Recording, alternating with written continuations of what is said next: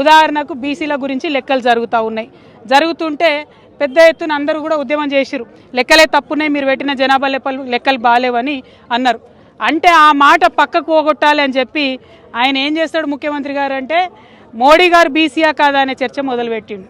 ఆయన మోడీ గారి మీద మాట్లాడంగానే ఇటుపక్క బండి సంజయ్ గారు మరి రాహుల్ గాంధీ ఏ మతం అని ఈయన మొదలుపెట్టిండు. అంటే ఏంటంటే ఈయన ఆయనని తిడతాడు, ఆయన ఈయనని తిడతాడు, మధ్యలో మాత్రం వీళ్ళిద్దరు కలిసి ప్రజలను పట్టించుకునే పరిస్థితి లేదు. మాకెందుకు మోడీ గారు బీసీ అయితే ఏంది, కాకపోతే ఏంది, మాకెందుకు రాహుల్ గాంధీ గారు ఏ మతం అయితేంది, ఏ కులం అయితేంది, మేము అడిగేది ఒకటే, ప్రజల సమస్యలు పరిష్కరించండి. మీరు ఏదైతే జనాభా లెక్కలు చేసిరో అవి సరిగ్గా లెక్క పెట్టండి. ప్రజలకు ఏమైతే హక్కులు రావాలో అది సరిగ్గా ఇవ్వండి. మీరు బిల్లు పెట్టండి, కాంగ్రెస్ వాళ్ళు బీజేపీ వాళ్ళు దాన్ని పాస్ చేయండి. ఇది చేయకుండా ఈ మోడీ గారిది ఈ మతం అని ఒక ఆయన, ఈ కులం అని ఒక ఆయన, రాహుల్ గాంధీ గారిది ఆ కులం అని ఒక ఆయన, మాకెందుకండి? మీరు ఇద్దరు కలిసి ఆడుతున్నటువంటి నాటకం ఇది, డ్రామా ప్రజలకు అర్థమవుతా ఉన్నది. అందుకనే ఇవాళ ప్రతి ఒక్కరు బీఆర్ఎస్ పార్టీని, కేసీఆర్ గారిని గుర్తు చేసుకుంటున్నారు.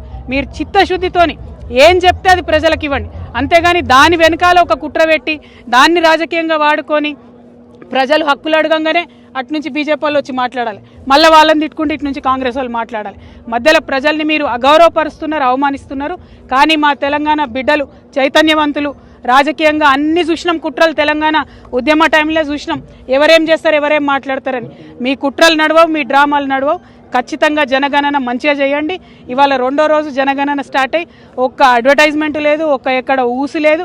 దాన్ని పరిపూర్ణంగా నిర్వహించండి, ప్రజలకు న్యాయం చేయాలి, బీసీ బిడ్డలను మోసం చేయొద్దని చెప్పి ముఖ్యమంత్రి గారిని, భారతీయ జనతా పార్టీని ఇద్దరిని కూడా మేము హెచ్చరిక చేస్తా ఉన్నాం. Thank you.